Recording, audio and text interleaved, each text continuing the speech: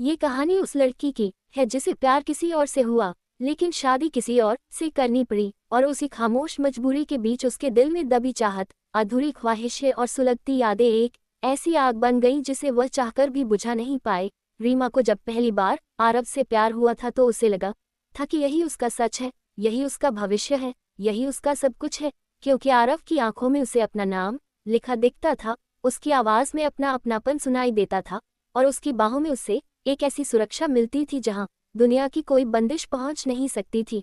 वे दोनों कॉलेज की लाइब्रेरी के कोने में बैठकर घंटों एक दूसरे को देखते रहते थे, बिना छुए भी एक अजीब सी गर्माहट महसूस करते थे। उंगलियां जब किताब पलटते पलटते हल्के से टकरा जाती तो दोनों के जिस्म में जैसे बिजली सी दौड़ जाती, और वह हल्की सी सिहरन उनके रिश्ते को और गहरा कर देती। रीमा को आरव का पास आकर धीरे से कान में कुछ कहना, उसकी सांसों की गर्माहट का गालों से टकराना, और फिर बिना कुछ कहे मुस्कुरा देना पागल कर देता था। वह हर रात अपने तकिए में चेहरा छुपाकर उन्हीं पलों को याद करती और उसकी धड़कनें तेज हो जाती। उसे लगता जैसे उसका पूरा वजूद सिर्फ उसी एक नाम से धड़कता है।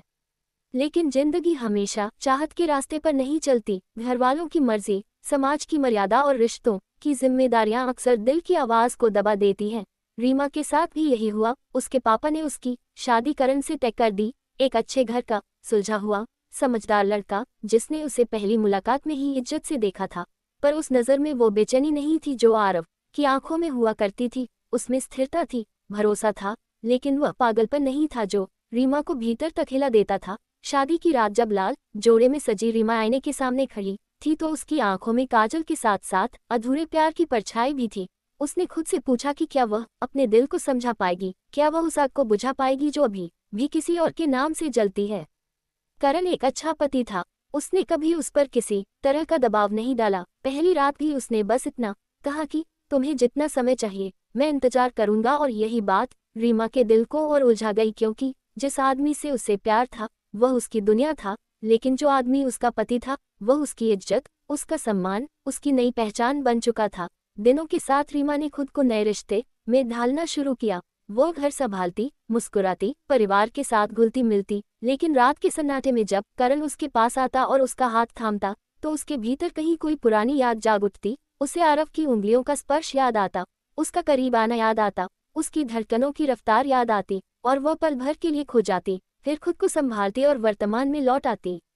एक दिन अचानक बाजार में उसकी मुलाकात आरव से हो गई। वर्षों बाद भी उसकी आंखों की वही गहराई थी, वही बेचैनी, वही अनकहा सवाल। दोनों कुछ पल चुप रहे। भीड़ उनके आसपास चलती रही, लेकिन उनके लिए वक्त ठहर गया। आरव ने बस इतना पूछा, खुश हो? और इस एक सवाल ने रीमा के भीतर छुपी सारी भावनाओं को झकझोर दिया। उसने मुस्कुराकर कहा, हाँ, लेकिन उसकी आंखों की नमी ने सच्चाई बयान कर दी। उस दिन के बाद दोनों ने मिलने का फैसला नहीं किया, पर किस्मत ने जैसे कुछ और तय कर रखा था। एक कॉमन फ्रेंड की पार्टी में फिर आमना सामना हुआ। हल्की रोशनी, धीमा संगीत, और पास पास खड़े दो लोग जिनके बीच अनकही बातें हवा में तैर रही थीं। आरव ने उसका हाथ थामा, बस एक पल के लिए, लेकिन उस स्पर्श में वर्षों की दबी चाहत थी। रीमा का दिल तेजी से धड़कने लगा। उसने हाथ छुड़ाया नहीं, पर कसकर पकड़ा भी नहीं, जैसे वह खुद को रोक रही हो।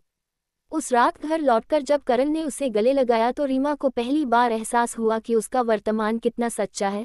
करण का स्पर्श अलग था, उसमें अधिकार से ज्यादा अपनापन था। उसकी बाहों में एक स्थिर गर्माहट थी जो धीरे धीरे उसके भीतर के खालीपन को भर रही थी।